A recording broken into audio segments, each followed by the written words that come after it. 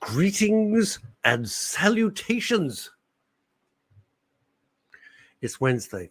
I'm espressoed up. I got to tell you, I'm espressoed up. Interesting. A lot of stuff to get through today. A lot. Hope you're well. I'm Russ Kane. What's left of him. This is the Daily Show, exclusive to Men's Radio Station. I don't normally get jittery. I don't. Putting aside my espressos, right? But I'm going to talk about it. I'm not going to talk about it now because our special guest is waiting in the wings, and I want to talk to her because it's important.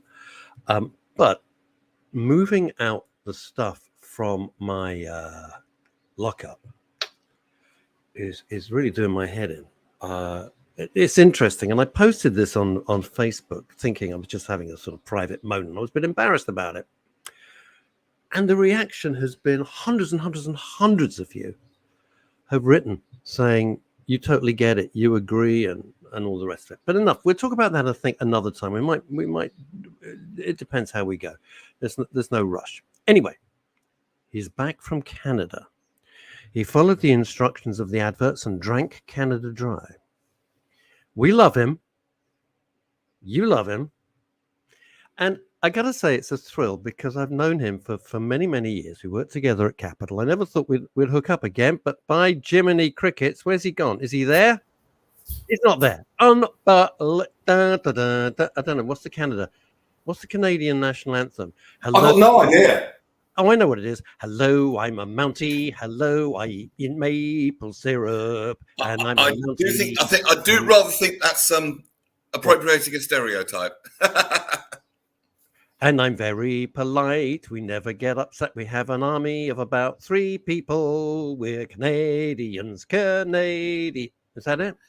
This is pretty much what I found in Canada. I honestly found that if there was only sort of one rule that would see you right in Canada, it was basically don't be a dick. And literally, it's amazing. It's so close to America, though, isn't it? It's like 360 million dicks. Well, but this very funny joke I heard once, when God created Canada, the Canadians went, wow, God, this is amazing. This beautiful country, this beautiful people, these beautiful lands, these opportunities. What do we do to deserve this? And God said, well, you haven't seen the neighbours yet. I like that joke. It's Canada's a wonderful place because it's got all the convenience of North America and all the efficiency without the North American nuttiness. So pretty much. The first time I went there, I spent a little time in Canada, and people were always Oh, here we go. Let's look straight in from New York State. Look at this. Hey, Neil Long, how did you enjoy my country? Suddenly, you're from Texas, Asa. Oh, hang on. I'm coming in from Manhattan now. Francois is looking, going, blimey, this is an international show. Blimey, wake me up, why don't you? Elizabeth Green, she is supreme. Her little film is probably very good. I don't know. I mean, can I just share a story? Go ahead, and then we'll bring on our fabulous guest. Yes, I'm really looking forward to meeting this one. Hang on, just a minute. Well. Hang on. I remember her son. Whatever happened? Hang on a minute. Lost it now. Her son. I don't know whatever happened to him. Do you remember somebody called, I think it was Peter Dave? I can't remember his bloody name. Someone Dave.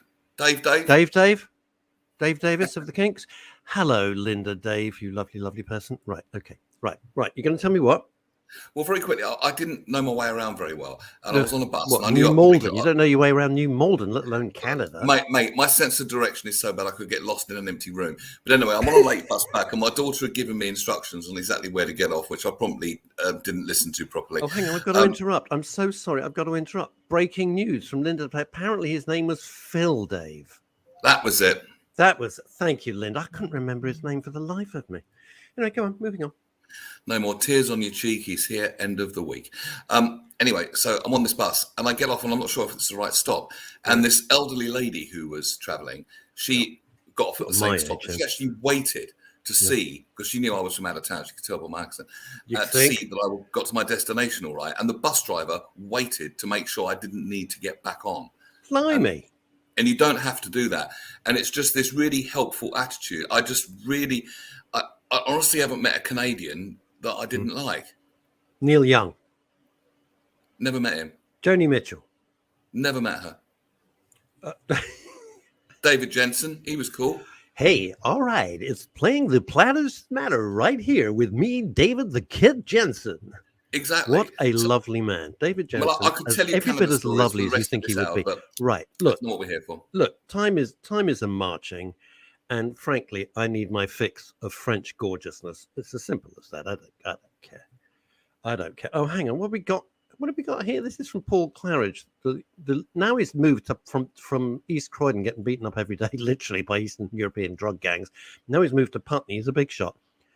Anna Webb was raised in Canada. Are you her agent or something? Her dad is Bryan Adams' godfather.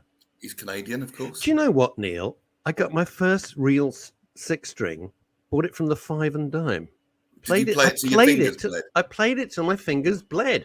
Oh, what year was that? And what season, I wonder? I think it was the summer of '69. I could be wrong. Boom. There we go. Listen. Yeah, it was you and some guys from school. You can keep this going forever. Yeah. There was a show. Sometimes people come into your life and you think, well, I'm never going to meet them.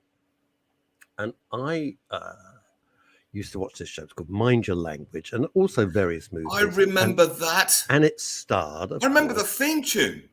Go on. How do I remember that? How I can see our guest in the green room. She's nodding. How do I remember? How does the theme tune go? And then we can bring her on. Go on. It's close. It kind of is. She's there nodding. You go. Say no more. That's all you need to know. Well done. Bonjour. I'm not that far off, am I, Françoise? No, not at all. Not at all. Pas mal. Bonjour. And I have to actually slap you on the wrist because you spelled my name wrong. Where? Down at the bottom, it says Françoise. Yeah, I can't. Yeah. Oh, God. All right. How do you spell it? I'll sort it out. How do you spell it, Françoise? Yeah. Francoise.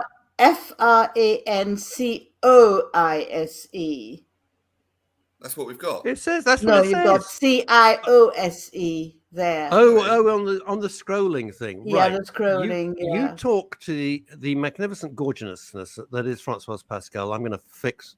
So what do I get rid of here? I'll work it out. Don't worry about it. Right, go on. Off you go, Neil. I will. Well, Françoise, welcome to the show. I remember Mind Your Language really, really well. I used to love it when I was growing up. And my parents just about allowed me to watch it. I think the sad thing is we would never get away with it nowadays. It would just not be acceptable nowadays. But I never saw anything bad about it. And to be really honest, still don't. It's just comedy. And I thought it was brilliantly done. I remember it. It was, and it wasn't written to be, what you call them, sort of anti-whatever. It was written for foreigners that knew, that couldn't speak English. Yeah. And the writer, Vince Powell, actually wrote it for people. He went to a language school and saw how really distressed a lot of them were by speaking English, And he wrote the series, because of that. No, I never knew that, which is a really interesting backstory. But it makes complete sense, and it was just very, very funny. Yeah. I remember. Excuse me. There was the mouthy Scottish guy. There was the Indian guy who was going to give the Scottish guy a bunch of fivers. I don't know how I remember this. I'll give you a bunch of fivers. Guy with the big moustache. I could play that part now. I could play. Yes, you could actually. You could do that. Now, what was I going to say? I had lunch, just the two of us, with Vince Powell, one of the great comedy writers. He did. He also wrote for Coronation Street, and I just wanted to meet him because he was one of my writing idols. And I've written sitcoms and stuff. Are you all right, Neil? Do you need water? I'm fine, thank you. Okay. Neil Long. We'll miss him. Stop smoking. Call the paramedics. It's not smoking. It's vaping. Oh, it's vaping. Yeah, we all got a vape. And he wrote "Love Thy Neighbor." I just want to. Then we get into why you're here, Francois. It's lovely to see you, by the way. It's always a pleasure. Francois and I had terrible problems on Facebook, didn't we? I don't know. You got hacked. Yeah. So you said be careful. So very badly. You did. I blocked you so that the hacker couldn't, spread whatever crap they were trying to do. Then we couldn't reconnected finally yesterday. Thank heavens for that, because I missed you, to be honest with you. Anyway, Vince Powell wrote Love Thy Neighbor. Do you remember that, Neil? Love thy neighbor, love thy neighbor. Da, da, da, da, how are you? Do you remember that? No. Love Thy Neighbor? It was a black couple and a white couple lived next door to each other, and the white guy. Oh, hang on. Hang on. Yeah. You mean the TV show Love Thy Neighbor, Yeah. not the song? Yeah. Oh, yeah, of course I do. Okay. It was brilliant. And I've discussed this in brilliant. detail with my friends because people would say it was racist today. Well, and I go, and I how can it asked him. possibly be? Because the white guy was always made out to look The like idiot. a bigoted idiot The white guy was a and bigoted the black guy idiot. always won. How is that racist? And the black guy was charming and sensible. The white guy was a raving bigot and shown up to be a complete twat. Exactly. And the two wives, as women often do, just got on great. There was no problem at all. So Apart from in the film, it was so interesting. The white guy's dancing with the black lady, and the look on his wife's face, it's the most brilliant bit of acting. Her face says it all. Doesn't need to say a word. I can see it. I can see it in my mind to this day. They were very. It was very clever. But the one thing it wasn't for us was any more than mind your language. It wasn't racist. People simplify things. They look at it from a 2022 perspective and go, "Ooh, it's racist."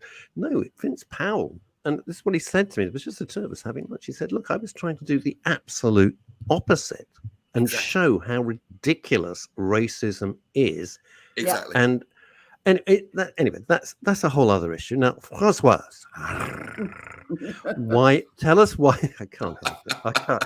Come on, I can't have it. It's Françoise Pascal, for God's sake. Go on, do that again once more. You know you want to. I love. I fixed your banner, by the way. I fixed your banner. Now, what's going on? Thank you. Tell us what's happening. Well, I'm actually doing a challenge, a million step challenge for Diabetes UK. And I'm walking every day 10,000 steps until October.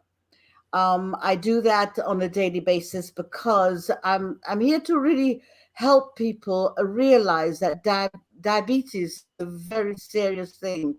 I didn't take it seriously. I really didn't. And it has affected my eyes. It affected my, a lot of things has affected with me. And I was overweight. I was inactive, and I was tired all the time. Although I was working every single day, and I'm still working every single day. Apart from walking 10,000 steps a day, but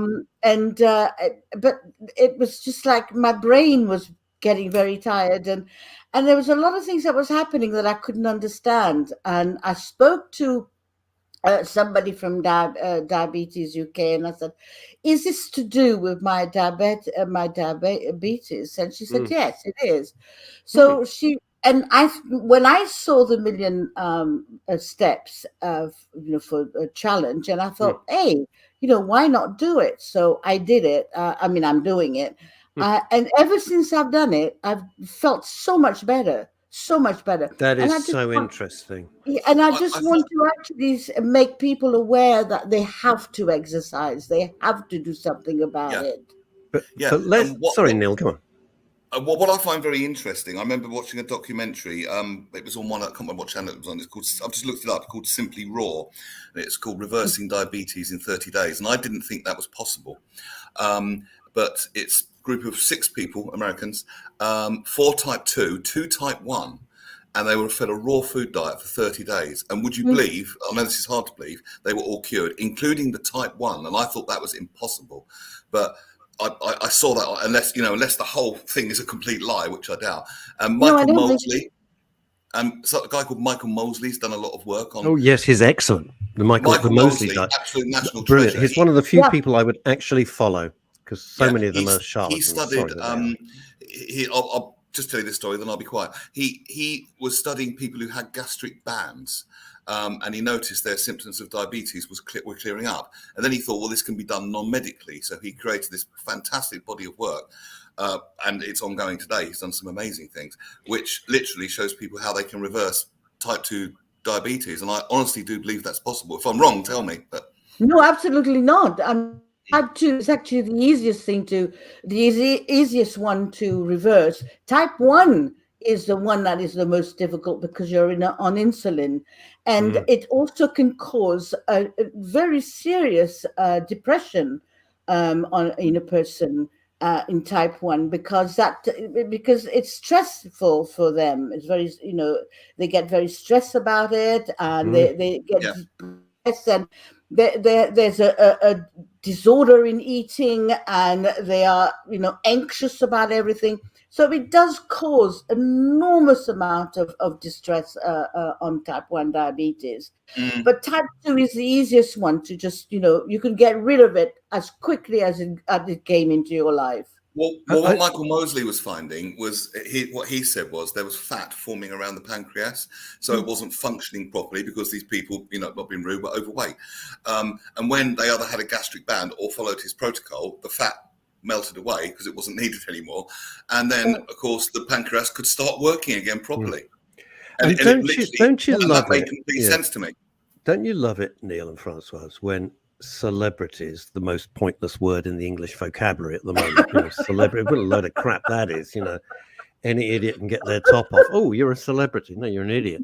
And they go, I've lost all this weight, follow my diet, and they sell their story to one of the tabloids. I don't blame the tabloids. They've got to sell all their stuff, right? And they've had a bloody gastric band and they don't tell anybody. I mean, to me, that is it's not only dishonest, I think it's illegal.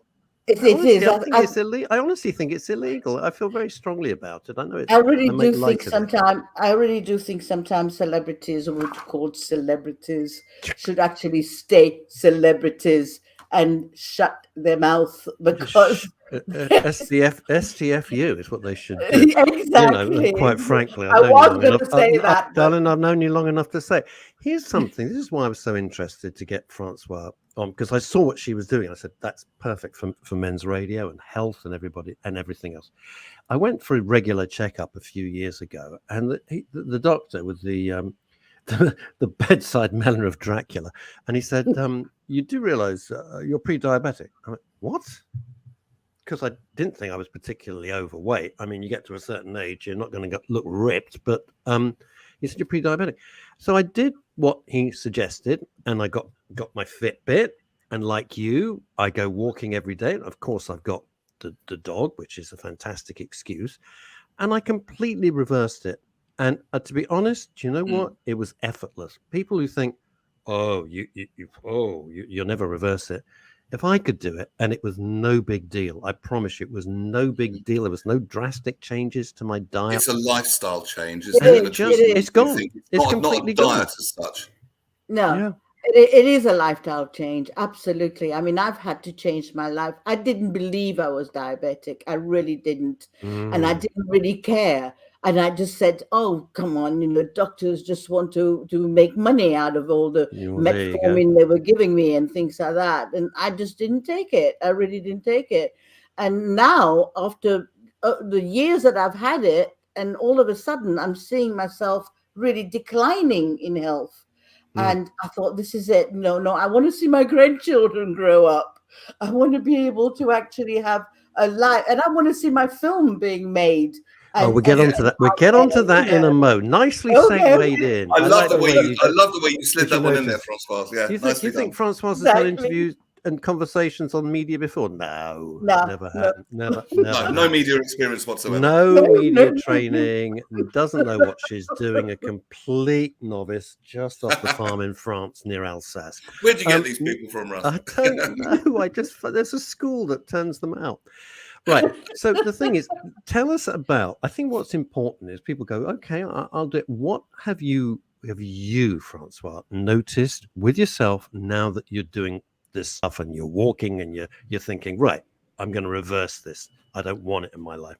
What have you actually noticed? I've noticed that I've lost a bit of weight, and I've noticed also that I've lost inches on my waist and on my hips and my legs and everything else. And my legs bloody hurts, I can tell you. Oh, from the walking. From the walking, because I walk 5 miles a day. And my so legs. Now you're about 75 miles from home. It's an old gag. I'm sorry, it's an old gag. I couldn't. Come on, I had to be. I know. That's why I laughed. As they say in France, that is not. Yeah, if it wasn't funny, I have to laugh because it's very not funny. It's so old. I know. I can only apologise. I don't care. I don't know where you're getting from. But But what I've also noticed is that my appetite has gone for. I don't really like eating anything that's, sort of like heavy, or I eat a bit of salad because now it's hot and it's nice to have salads, and it's nice to have, sort of a diety kind of food. So what has changed me also, my eyes. I mean, my eyes have been very, very. I couldn't see much. What's the word in Oh, French? In English, in French is I was really looking. Well, je regarde louchement means that I just couldn't. Neil, can you say the word he can Keep just louchement? going. about speak English. Don't embarrass him, for God's sake. He's Well, he's struggling as gone to it is. Canada, so he must. He's He must know struggling. French. Yeah, there's a big French influence in Canada. Yeah. Do you mean kind of macular degeneration kind of thing? Yes, exactly. Something like that. I've got to go for a diabetes test, for my eyes soon. So, and It's and important. a lot of things and I've got a big operation coming on also. They're Uh-oh. going to up. Yeah, they think I might have some cancer in the bowels, so I've got to actually Oh, have an God, operation. Francoise. Yeah, I got to have an Hey. operation. So I've got to lose weight anyway. And Mm. I'm losing the weight. Oh, that is nothing, when the people suffering much more than I am. But I need to, Mm. and I have found that walking, and I meet so many people, so many interesting people on my I walk. I wonder can't. why. I meet so many interesting people. I Me, mean, I meet no one, by the way. Nobody at especially, all. You, especially children. I you love just them. Oh, love they making it. Yeah. This just is come nice. over to me and This they is in say from hello, and I go, Emma. oh my gosh. This is in from Emma Webber. Francois, you're raising awareness of diabetes. Well, be safe. We love you. You know that. Kiss, kiss, kiss. That's from Brilliant. Emma Webb. Oh, thank you, And it's Emma. great. It's I so love the way important you to said. do I love this. the way you're putting it as well, because you're not advocating a diet in particular. You're just saying it's a lifestyle change, and it's something you really, really wanted to do. But I think there's a belief with a lot of people that it's impossible to reverse, and that's not true. It really isn't true. So many people are reversing it now. So well done for this marvelous awareness raising. You must be feeling so good, apart from your legs hurting. Apart from all that Yes, lactic acid in your legs, you must be feeling so much more vibrant and alive, surely. I am. I am. I am. I mean, I can't see that I've lost weight on my face because No, you have actually. have I I? wasn't going to. Oh, really? I wasn't Oh, going to go, Francois. I wasn't going to go there because I thought this was rude and intrusive. But you opened the door. You have. I promise you. oh, thank you. Thank Because I you. haven't seen you I'm glad. for a bit. Très joli. Merci Très, beaucoup. C'est très gentil. belle. D'accord. That's it. And also, Merci. Francois, I've noticed that Sous le Pont Avignon, on y danse, on y danse. That's the end of the French, apart from Citroën and Renault. I think we're Sur le done pont now. d'Avignon, on y I danse, think we're on y complete. danse. And Charles de Gaulle. I think we're kind of there. Now, you casually mentioned, and it would be rude not to go back there, that there's a certain film in the offing. Yes. Pray tell. Well, the film that I'm producing is called. Well, let me start from the beginning. Yes. The reason why I'm producing a film is because I wasn't getting any acting roles. Nobody was offering me any acting roles, and I was feeling very depressed, and I was Can feeling very, I very. stop you for a sec, Francois? Yeah. Only Mm. because I kind of known you, and if we'd never met, I wouldn't be so intrusive. But our audience is probably a lot of it's skewed, probably 40 plus. Let's say probably very few kids watching, but we'll address that in the future. How did that make you feel? Because there you are, you're in my view, and I mean this seriously, the most gorgeous woman on television. I mean, stunning. Oh. No, I've said this to you before. You know it's true. I mean, absolutely jaw-droppingly gorgeous. And everybody wants you. They want you in every film. They want you in every photo. And then, like all of us, time passes. We get a little older. We look a bit different. I don't look anything like I used to. And Neil looks pretty much the same, which is infuriating. How is it? And then you have to adapt and you have to evolve. But how did that make you feel as an individual, not as an actress, but just personally? as a woman, I felt very, very low. I felt very low about it because I felt that I was not wanted, not as an actress alone, but as a human being. Yeah. Because you go to interviews and you sit there for ages, and you come out and they look at you and they, I know they know that I am not as young as I used to be, not as beautiful as I used to be, and not having the body that I had, and it made me feel really bad, and I felt so degraded, really, in a way, as a woman. It's a huge. I wanted to ask you that because, and then we come back onto the film, but it's a huge issue because are we just judged in this pathetic world on the way that we look?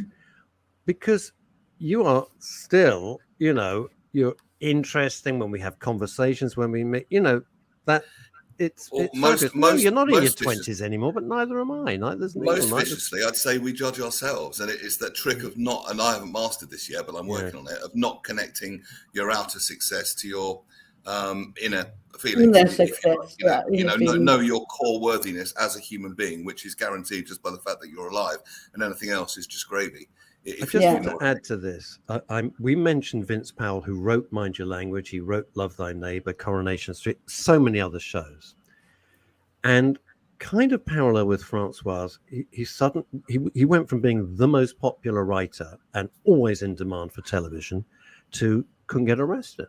Yeah, I remember his depression. He was so. I remember his depression because he used to call me, and he used to, his depression was immense on the phone to me.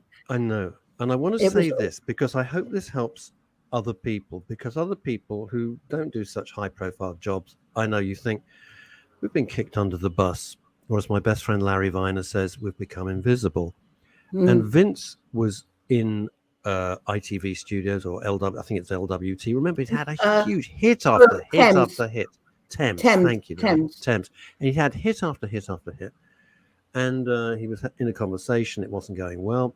And there was a new head of comedy there. And he said, can I go and see him? And he's like 2 floors up. They said, you have to make an appointment. He said, well, I'm here. Why don't I just... Anyway, Vince, being Vince Powell, went in and saw him. And the guy said, so tell me, Mr. Powell, what have you done? This is the new head of comedy. What I want to say to everybody is, don't feel it's just you. There is somebody with a track record that any other writer would kill for. He goes to see the new head of comedy, who was about 14, and the guy says, tell me, what have you done? And Vince, rightly or wrongly, said, when you've researched me and looked me up, I'll come back. Until then, bye-bye. And he walked out. And I don't think he ever wrote for them again. Yeah.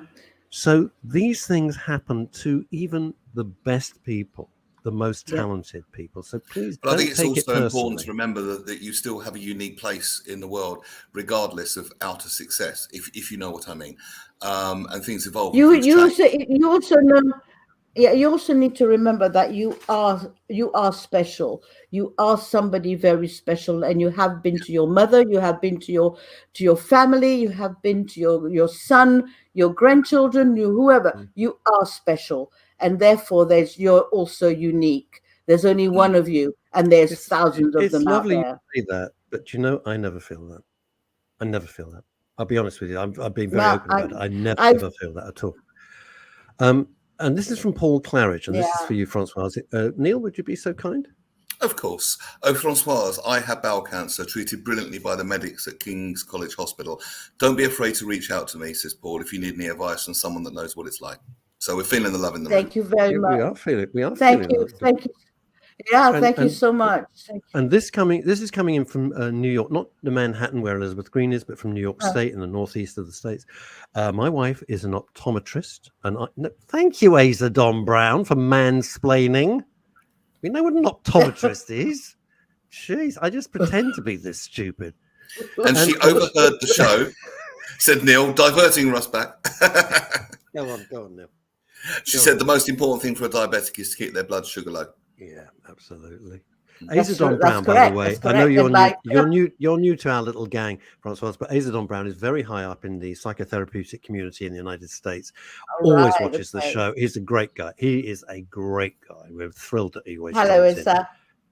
And this is Thank coming in you. from Manhattan. This is coming in from New York City itself. I was you see, Elizabeth, this just says so much about you. It really bounces back into what Francois is saying.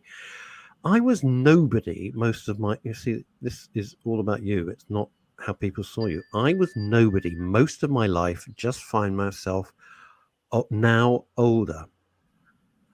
You were never nobody. Yeah, she found herself. It's how we see ourselves. Yeah. God damn, this is so important. You can't outdo your own self-image. I mean, I would argue that nobody is nobody.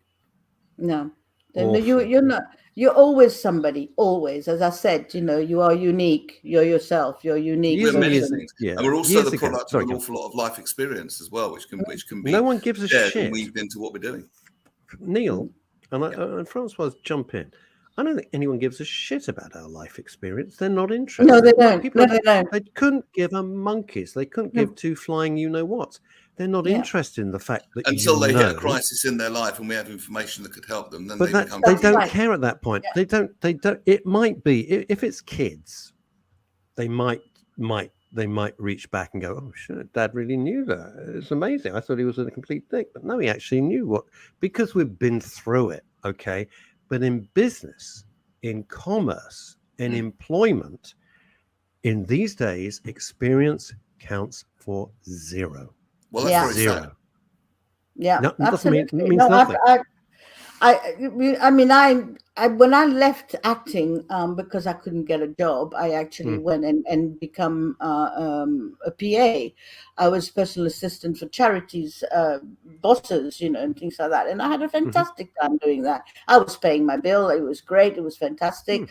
But you can't do that all the time because it's not the kind of thing that was in my blood, and I couldn't do it all the time. So I had to leave, and I had to go. This is doing my brain in. I need to actually have something that really was going to take my attention and be absolutely right for me. And that's where the producing came in, because I could not, as I said, I could not find work. And I thought, well, why not produce my own film? And Precisely. I had a friend of mine. So I had a friend of mine who was a writer, and I said, and I sat with him not sat with him, but I will. Yeah, I sat with him on the phone, and I said, Simon, how about you write this film? And it was, first of all, it was called something like Girl Force or whatever, and it wasn't the right thing to write. So I said, okay, let's take two girls. And that's like a Cagney and Lacey type of girls. And let's do a story around them, a suspense thriller around them. So he came up with this idea of this fantastic script, unbelievable, which Patrick Bergin, wanted to do it immediately when he read it. And he said, I want to be Quinn. That's it. I want to be him. I go, fine, great, fantastic. So I got Patrick Bergin, and later on, years later, I got Ian Ogilvy, and years later again, it's been around for 6-7 years. This film. Oh, wow. And I have been working. Fantastic cast. Yeah, I've been in it for, working on it for about nearly 7 years. No, 7 years exactly this month. And I'm actually and I've got Tara Reid, who was in The Big Lebowski, and Tara Reid. Yeah, I've got her to star in the film with Patrick, and Gabriella Wright. I mean, I tell you, the only thing that I haven't got is a lot of money. Well, money gets you honey. Yeah, money gets you honey. That's what it's about. I've always had this theory that it's always worth putting your work out there, because if you hadn't been true to yourself and wanted to do this film, Patrick Bergin would not have a role. How do you know? I don't know much about the ups and downs of his career. I know we will have them, but I don't know if he was thinking, oh, maybe this is it. And then suddenly this comes along, which wouldn't have happened had you not done that. And it serves you very well as well, because it keeps you, in the game. It's just that keeping going when you can't see what the outcome is. But when you look back retrospectively, you think, for goodness sake, I think Meryl Streep thought it was all over, and then along came Mamma Mia, and if people like that can think it's all over, and we go Meryl Streep, that cannot be. But it's just that keeping going, and you've done it brilliantly by the sound of things. Tell us more. Tell us a bit more. Can we get any spoilers? Any little? Hang on, before we do that, I have no. I'm a little depressed. I'm a little.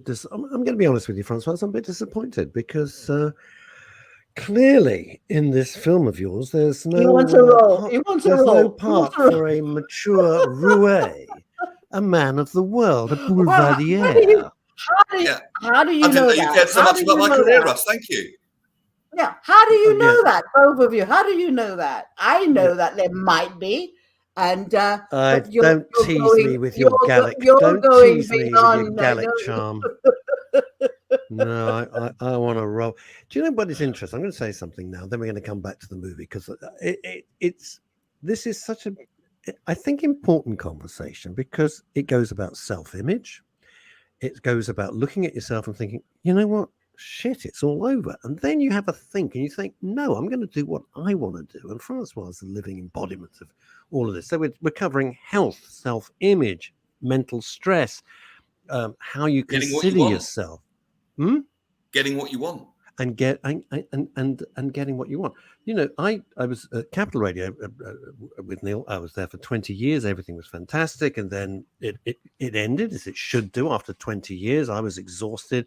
It was also a dangerous what I was doing, and I was then at that point just lost my wife, and I thought if I have an accident in that stupid plane, my kids are going to be orphans, and that was really the deciding factor for me. I loved you. I loved you as a flying. I Oh, really bless you. You're very kind. I thought you were the most gorgeous guy I've ever seen. It was a long time ago, but thank you very much. So it was 20 You very still happy are. years. You still are. Said with a slight regret in her voice. Yeah, I No, can no, hear it. no, I no, can no, no. hear it. I can hear it. That'll play in my head now till 4:00 in the morning. Anyway, so that's not the point. The point is this. The point of this, it rightly we decided to say 20 years. That was fabulous. And I thought I'd had some accidents in the plane. No, let's not push my luck, especially for the kids who were tiny at the time, right? And then radio, well, it just wasn't going to happen. Then I had some detours with that. But the moment we decided, me and Howard Jameson, to just do our own thing, and we started doing the radio, and Howard kicked off with women's radio station, and a year later, he and I started men's radio station. And suddenly, I've never been busier. It's like people go, oh, hang on. So all of a sudden with radio, I mean, apart from these shows, all the other stations, like I'm on like a ridiculous amount. And it's true that if you put yourself out there and people go, oh, they're not dead. There they are. And there we go. That's So what was it's an important point. That's what social media does for you also. If you go on social media a lot and you know that people will know who you are, and you're not, you keep yourself alive, really. So, Totally. but it can be very dangerous, but it's really, really I'm totally sort of people do tend to remember you as much as they can. I mean, a lot of them are there and they go, oh, hello from Croatia, you see. Yeah.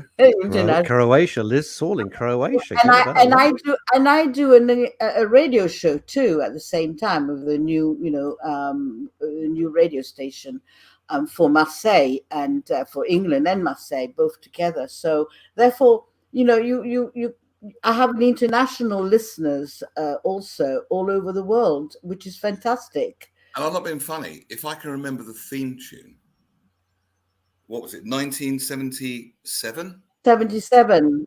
Then 77, right? Yeah. If I can remember the theme tune from something when I was 8. Oh God, 8. Jesus. 8 years old. 68, 78, 9. I was 9. Right. Jesus. And I was already wow. Yeah. Wow. Yeah. And I haven't thought about it. The first time I thought about it since then, really, was when I saw the email from Russ that you were coming on, and it said "mind your language," and it just popped straight back into my head. So that just goes to show, doesn't it? I was 9 years old. I'm now 53. And this is depressing because I love it. In 77, I was working on Madison Avenue in advertising in New York. I wasn't 8. Wow. Best years. Wow. Best years. I'm older than both of you. I'm 72 years old. So I'm very flattered. C'est incroyable. Mm. Hein? Hein?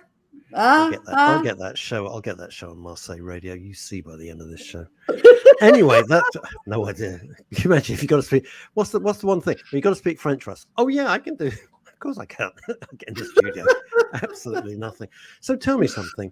This film. Are we going to see it? Oh, Liz Saul, you can shut up. Next, blooming Liz Saul. Yeah, look. And she sent me a picture. Look at this. Look at this, would you? Oh my gosh. Yeah, Liz, you're getting on my nerves now. Shut up. Yeah. Annoying me. Anywho,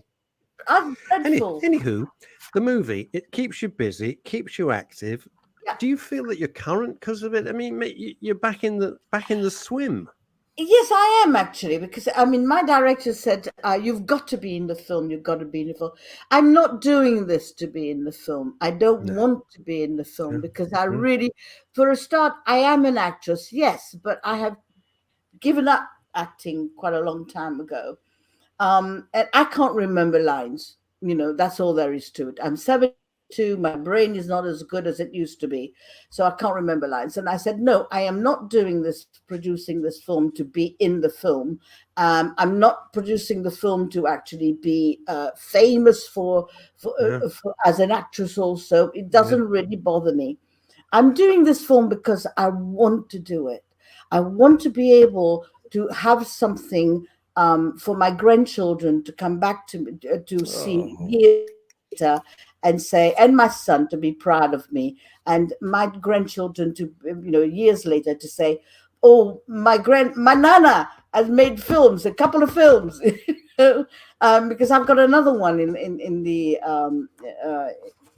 bag also. Another one? I'm really doing this. Yes, another one.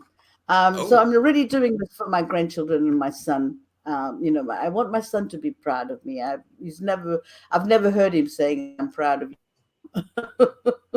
So I'd like him to say, "I'm proud of you." It's so interesting you say that, and it's more interesting that it matters to you, because for me and Neil and everybody watching and listening to the show all over the world, you have a legacy, and everyone. When I put on social media, you were coming on, but they're not your grandson. I get that, but it's so interesting what matters to us individually. It's never what you think. It's never what you think, is it? No, it's what matters in your heart. It's coming in from Croatia, from young hot chick Liz Saul, apparently. You're never too old for anything. It's allowed, even if other thinks it's improbable. Yeah. How would anyone else know that? How would anyone else know the values you hold in your heart and why you want to do something, or people's true motivations? Nobody can. Nobody knows. Nobody knows. Nobody knows. You touched on something very interesting, but it's been a really, really interesting conversation. I hope you've enjoyed as much as I know Neil and I have. But I have. Here's the thing about, I'm going to direct this to women, by the way, because although the title of our radio station is Men's Radio Station, to my utter joy and delight, 50% of our audience are women, and most of our guests, I'm going to tell you, I love this show. I love this show. I've always loved it, and I always am. No, I know you've been very kind. You've been always been supportive of you and your show, and with Mr. Dave. With Mr. Phil Boy Wonder, I've got my own flat at last. And Neil, I'm really happy that you're there also, and I'm really happy. Neil's just been a fantastic addition, and I couldn't be more thrilled. I'm saying it in front of him. I don't care. I wanted to ask you this, because so many of our women, female viewers and listeners feel the same. You get to a certain age. I'm not talking about men, it's slightly different, but with women, you get to a certain, suddenly, as my friend Larry says, you're invisible. And it's just shocking. And that age, and help me out here, Francois, seems to be getting younger and younger. And very few people, I think you could quote Helen Mirren, probably, Kristen Scott Thomas, maybe. You're struggling to find, and Diana Rigg, the late great Diana Rigg, to find roles. Otherwise, you just kick to the curb. And I can't imagine what that must be like. Yeah, it's very difficult. But the person that I love the most is Miriam Margolyes. I mean, do you? Oh, Oh, sorry. I can't bear her. I can't But bear she gets roles. She gets roles that no one would ever take, And I look at her and I go, "Why are you having this role? I could do this." I look at her and just go, "Why?" She's a very good actress. I'll be honest She with you. is. She's a very good actress, and she's a very good voiceover artist. I will never Oh yeah. ever deny that. But Her she did my political voice. view, Yeah. her No, political views make me want to vomit. yeah. In fact, But a friend of mine came in from LA and said, "Oh, I was going to invite a friend of mine to join us for a drink." We had drinks, and there was a pal of mine in from LA, as I said. And she said, "I was going to invite Miriam Margolis," and I said, "Well, thank God you didn't, because I would have had to leave, because I wouldn't have been able to contain." really, No, I would have had to leave because I wouldn't really, have wanted to be rude. you don't It would have like been her that easier. much. It, I, it, her, the things she's done politically, Well, especially for a certain Middle Eastern country, have upset me yeah. so much. I can't be in the same room as her. And She that's all there is does. to it. She does open her mouth for no reason at all politically. But she's, but don't misunderstand. She's a, I'm grown up enough to separate good actress yeah. and good actress, great voiceover artist. I don't want to meet her. That's fine. She wouldn't want to meet. Talking about me. people. Talking about people being so-called too old, I'll just share this from Liz. I always said to Mum she's unconventional, and that's a good thing. We had all sorts of adventures. Yeah, unconventional keeps you young, I believe. Yeah. But there was a lady, I can't remember her name, but she would dress in leather trousers, and she was a famous Ibiza DJ, and she was in her late 70s. Bless her. Playing the big clubs in Ibiza. I love people like that. You tell me, too late. Elizabeth Green says, "Oh, my kids find me embarrassing. My growing-up kids, so they should." Yeah, should. I've had coffee with you, Elizabeth, twice, and yeah, I get that. My cousin is determined to grow old disgracefully and make it as difficult for his kids as he possibly can in a very humorous way. I think the last thing he was planning on doing was digging an underground bunker in his back garden, which his wife loved. But you gotta love people like that, right? I love craziness. I love craziness. I think it's. But great. are we supposed? Are we, Francois? Are we so? Yes, I think it's very, very, and I've said this before, but I will say it, and especially as you're on the show as our special guest, it is very unfair on women. Men can go, "Oh, he looks more interesting now. Oh, he's slightly grey. Oh, he's a silver," and all of that malarkey. And women, they go, "Christ, she's got old. Or she doesn't look the same." None of us look the bloody same. No. We can't. It's not humanly possible. I've had people say to me that, "Oh, well, you're not really as beautiful as you used to be."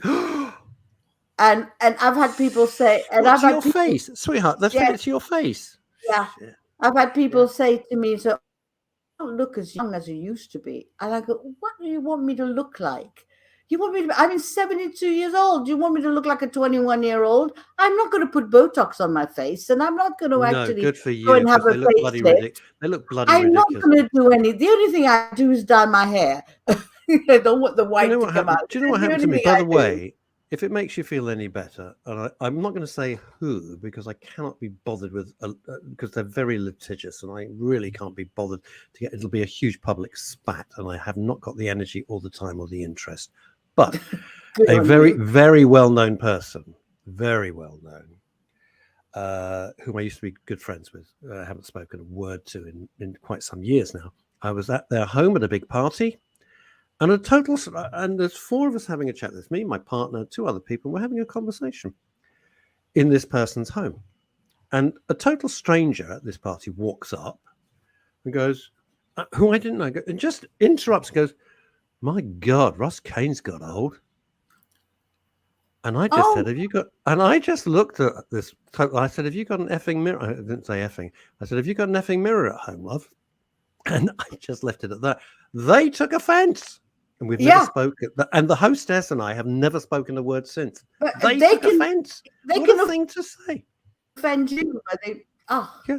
I mean, total strangers. What do you think? Of course, Why is it that if you're a bit famous or a bit celebrity, people think that you're fair game, and people seem to think you don't have human feelings like everybody else? What is that in the human psyche, that if you're on telly or in the paper or something, you don't have feelings and sensitivities like anyone else? Why is that? Why do we think that way?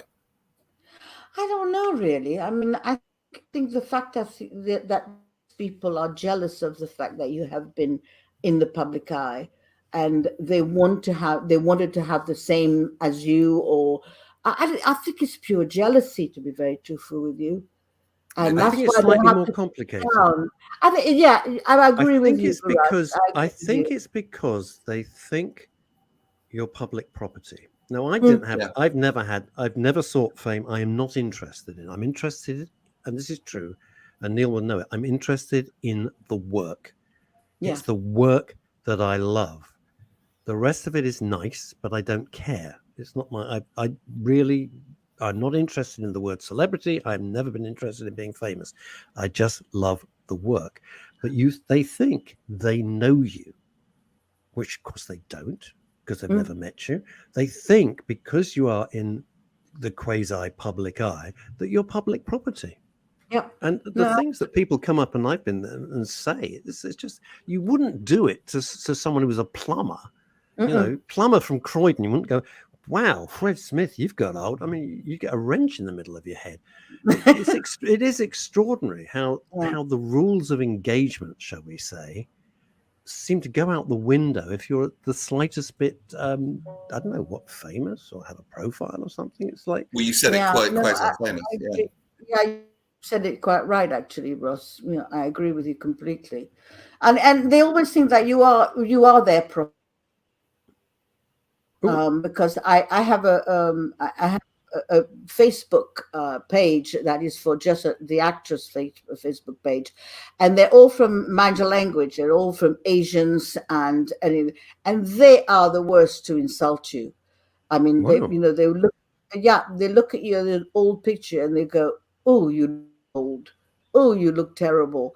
Oh, you have, you're not the same as you used to be." Shit. I mean, what do they think? You've been cryogenically preserved for 50 years, and then I mean, Jesus Christ, what are these people? First of all, it is sodding rude. How rude is that? It's just rude. There's no other word for it. There's no other. It's rude and it's ignorant.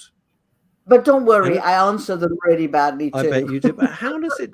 But I'm going to ask you a very difficult question. How does that really make you feel? Do you think screw that? I cleaned that up, by the way. Do you think screw you and ignore it, or what? Or angry or hurt? I feel hurt. I feel hurt, and then I feel angry. Yeah. Because they don't realize that people are just human beings. It doesn't matter how famous you are. Yeah. People get hurt. You say horrible things and it can hurt. And it stays with you for a while too. You know, you sit down and you go, why did that person say that to me? You know, and you get a little depressed afterwards. I know that I've sat down and cried my eyes out because of what was said, to me. And the depression came in, and it was really bad. No, I get it. Really bad. But, are you dealing? Has your depression shifted now? Oh yeah. I mean, I tell you, the walking has changed my life completely. It is fantastic. You've hit on something really, because I mean, so many people suffer from depression, and you've hit on something really brilliant here. And I think it's really worth breaking it down. So, what has helped you lift your depression? Physical exercise and a creative project that you're invested in for reasons that are true to you. Right. Exactly. So that's the lesson we can all learn from this. I think physical exercise and something super creative, which you do for the reasons that you want to. Exactly. And actually think happy. Now I'm thinking happy. I'm not thinking depression, and I'm not thinking any negativity around me. And if anybody is negative, I actually, sort of push them aside. Get rid of them. You don't need it. Boundaries, and I think that's a really good thing. But people can be toxic. You see, this is the problem. People can be toxic, but I think it's interesting. You said about leaving. Making boundaries is super important. Making boundaries, exactly. When somebody upsets you, particularly if you're in the public eye, we have I just want to wind it back for a second because time is marching. When you said you sat down and you cried and you were upset, I think if I'm driving along, and I've said this before, and somebody flips me the bird or something, or screams some crap out the window for whatever reason, they didn't like you driving, or you didn't let them out, or whatever, my logic now is I'm never going to see that person again. They're going to get 100 yards up the road. They won't remember what they've done. So I have a choice. I can drive along for the next hour and be really upset that some oaf in a transit van or, usually a BMW, to be honest, is incredibly rude. Or I can say, screw them. I'm not going to give them any more thought than they're going to give me. They won't remember it. I can't let it mess up my day. I heard someone say something really fascinating the other day. There was a guy, I attend this online call, and it's kind of personal development loosely. I'll just leave that there, but because I won't go into deeply what it's about because we haven't got time. But and it was a guy talking about boundaries, and he said, but the people that don't honour your boundaries, also they're the same with everyone. It's not personal, and that's the biggest lesson we can learn. And there's a field called positive psychology, and they call it the 3 Ps, and you've touched on it, Russ. Pervasive, personal, and permanent. Right. So in your example, someone flips you the bird. Is that permanent? No. Is that pervasive in all aspects of your life? No. Is it personal? Not really, because that's the kind of person they are. They would do it to anyone. Precisely. So when you understand it's about other people's need to judge because they feel shit about themselves, rather than anything particular about you, that it takes a long while to learn that lesson. But when it actually, when the penny actually drops on that, when you go, oh, it's actually about him, not me. What's it got to do with me? Very little.